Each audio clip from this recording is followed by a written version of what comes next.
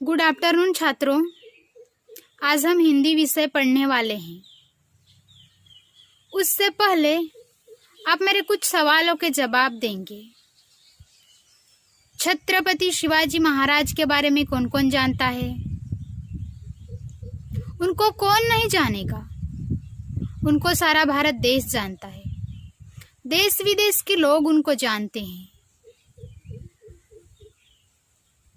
तो आप सभी ने छत्रपति शिवाजी महाराज के बारे में सुना ही है। वे एक महान राजा एवं रणनीतिकार थे, जिन्होंने 1674 में पश्चिम भारत में मराठा साम्राज्य की नींव रखी।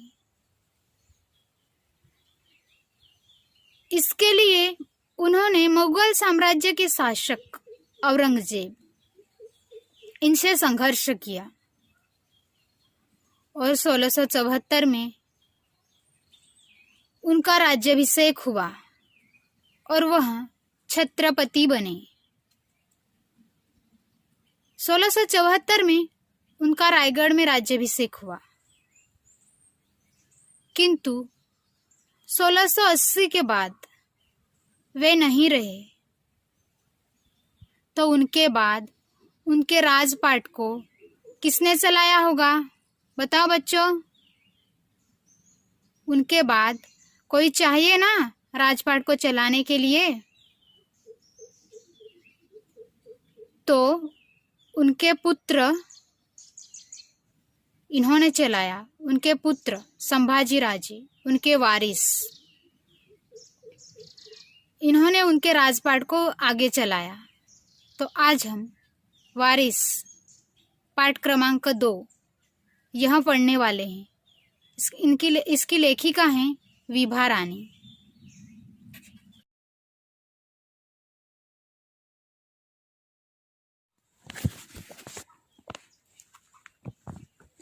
हिंदी सुलभ भारती 8वीं कक्षा, पाठ क्रमांक 2 वारिस कौन। इसकी लेखिका हैं विभा रानी। तो आज हम वारिस कौन यह पाठ पढ़ने वाले हैं।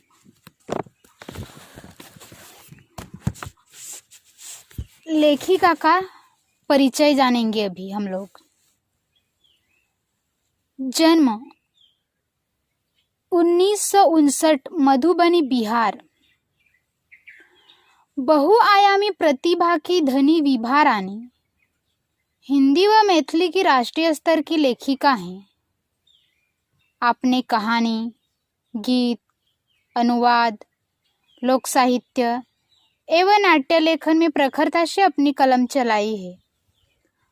आप समकालीन फिल्म, महिला व बाल विषयों पर लोकगीत और लोक साहित्य के क्षेत्र में निरंतर काम कर रहे हैं। आपकी प्रमुख कृतियां: चल खुसरो घर अपने, मिथिला की लोक कथाएं, गोनू झा के किस्से, कहानी संग्रह, अगले जन्म मोहे बिटिया न कीजो, नाटक समरथ, द्विभाषी हिंदी अंग्रेजी का अनुवाद, बिल टेलर की डायरी आदि। चलो छात्रों, अभी हम अपने पाठ की ओर बढ़ें। वारिस कौन, विभा रानी। एक राजा था, उसके 4 बेटियां थी। राजा ने सोचा, इन चारों में से जो सबसे बुद्धिमती होगी उससे ही अपना राजपाट सौंपेगा। इसका फैसला कैसे हो वह सोचने लगा।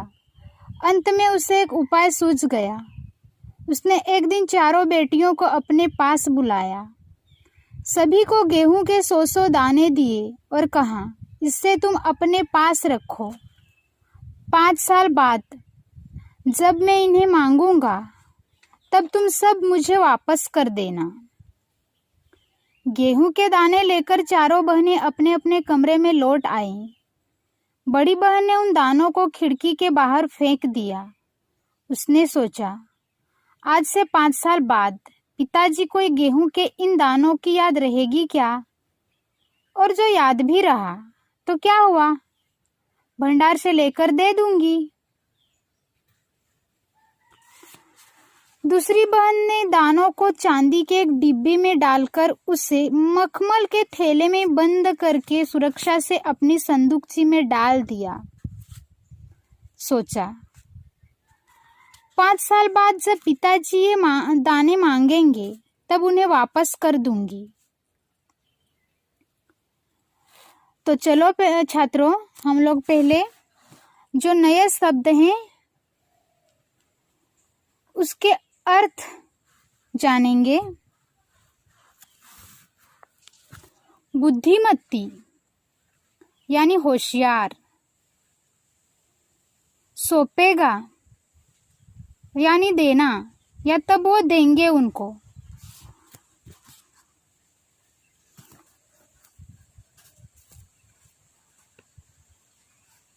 संदूकची यानी एक छोटी पेटी।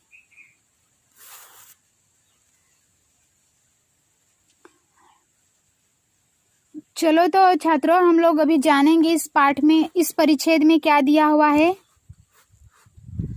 तो जो एक राजा था, उनकी 4 बेटियां थी। राजा को अपने राज्य को, राजपाट को आगे चलाने के लिए एक बुद्धिमती यानी होशियार लड़की की वो खोज कर रहे थे। अपने बेटियों में से जो होशियार होगी उसको ही राजपाट वो देंगे। तो उनको एक तरकीब सूझी।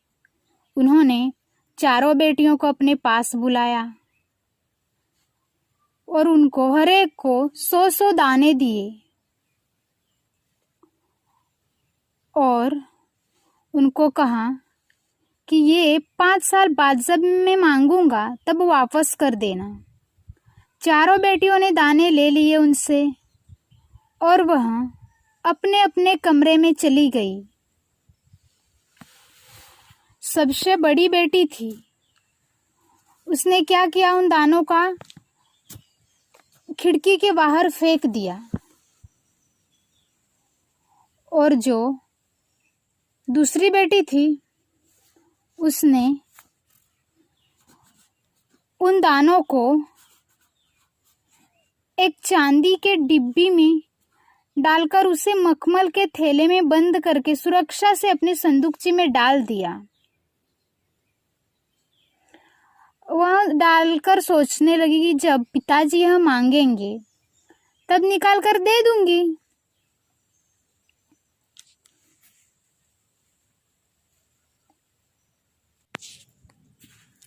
तीसरी बहन बस सोचती रही कि इसका क्या करूं।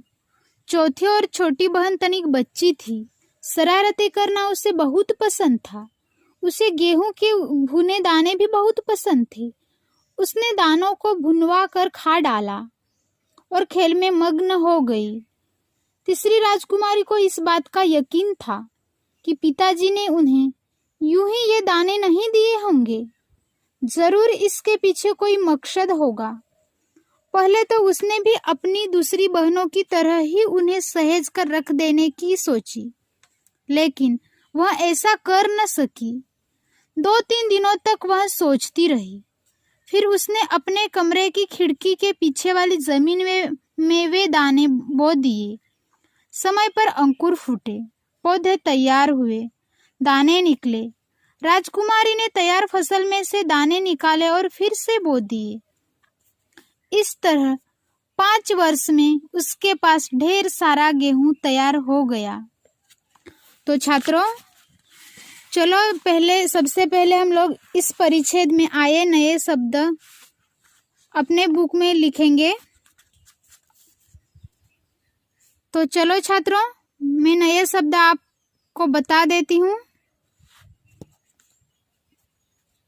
यकीन यानी भरोसा, मकसद यानी उद्देश्य, सहेज कर यानी संभाल कर रखना, तो चलो हम अभी इस परिच्छेद को विस्तार से देखेंगे। इस परिच्छेद में क्या दिया है। तो जो राजा की तीसरी बेटी थी, उसको यकीन था कि पिताजी ने जरूर ये किसी मकसद से हम लोगों को दाने दिए होंगे। तो वह पहले तो सोचती रही कि इन दानों का क्या करूं मैं। पहले तो उसने यह बात सोची कि बाकी के दो बहनों ने जिस तरह से उसको संभाल के रखा या उन लोगों ने जिस तरह से उन दानों को रखा, वैसे मैं भी करूं। पर फिर बहुत सोचने के बाद, 2-3 दिनों तक सोचने के बाद उसको लगा कि नहीं, पिताजी ने ये दाने दिए हैं, इसके पीछे जरूर कोई मकसद होगा। तो उसने बहुत सोचने के बाद उन दानों को अपने कमरे की खिड़की के पीछे वाले जमीन में ले जाकर वो दाने बो दिए। वैसे ही वो हर साल करती गई। जब दाने बोए गेहूं के, समय पर अंकुर फूटे, पौधे तैयार हुए और दाने निकले। हर साल फसल तैयार होने के बाद तीसरी राजकुमारी वैसे ही वो दाने निकालकर उसमें से फिर से बो देती है। वैसे ही वो निरंतर 5 सालों तक करती रही और उसके पास ढेर सारा गेहूं तैयार हो गया, गेहूं की फसल तैयार हो गई। तो चलो छात्रों, अभी हम आगे का परिच्छेद देखेंगे।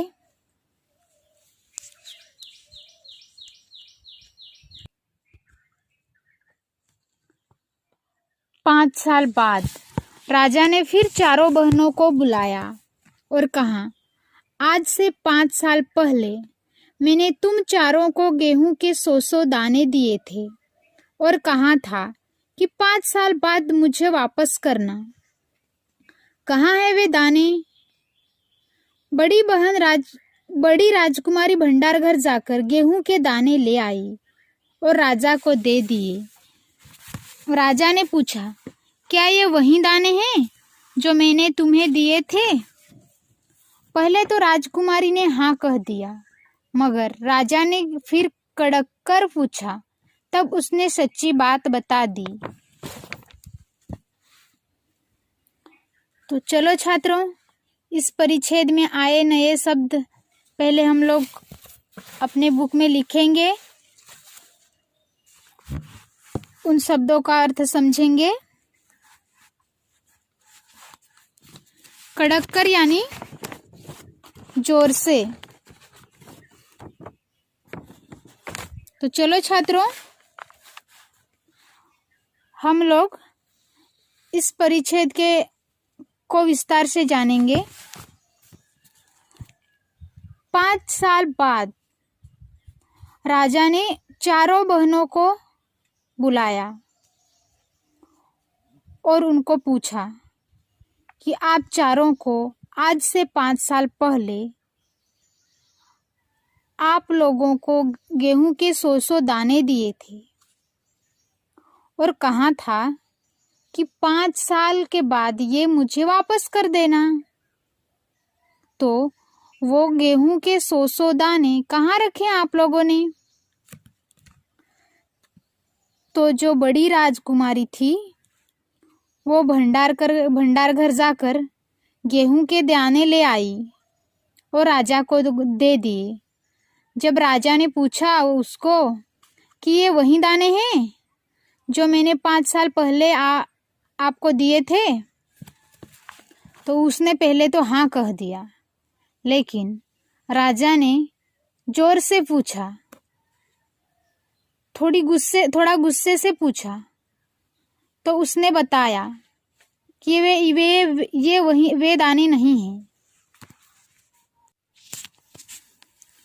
तो चलो छात्रों, मुझे बताओ आज हम लोगों ने क्या क्या पढ़ा है, बताओ। राजा की कितनी बेटियां थी? 4। बड़ी बेटी ने उन दिए हुए 100 दानों का क्या किया था? खिड़की के बाहर फेंक दिया था। और जो छोटी थी उसने क्या किया था? बताओ छात्रों। तो आज हम लोगों ने राजा की कितनी बेटियां थी यह इस पाठ में पढ़ा। और जो राजा ने सोचा था अपने राजपाट को आगे बढ़ाने के लिए, राजा जिस उत्तराधिकारी की खोज कर रहे थे उसके लिए उन्होंने उनको एक तरकीब सूझी। तो उन्होंने वो तरकीब अपनाई, अपने चारों बेटियों को पास बुलाया और चारों को 100-100 गेहूं के दाने दिए और 5 साल बाद वापस करने के लिए उनको बोला। जब 5 साल पूरे हो गए तब चौथी बेटी ने भंडारघर से 100 दाने लाकर दे दिए। तब राजा ने गुस्से से उनको पूछा, यहाँ तक आज हम लोगों ने देखा है, आगे का पाठ हम कल देखेंगे।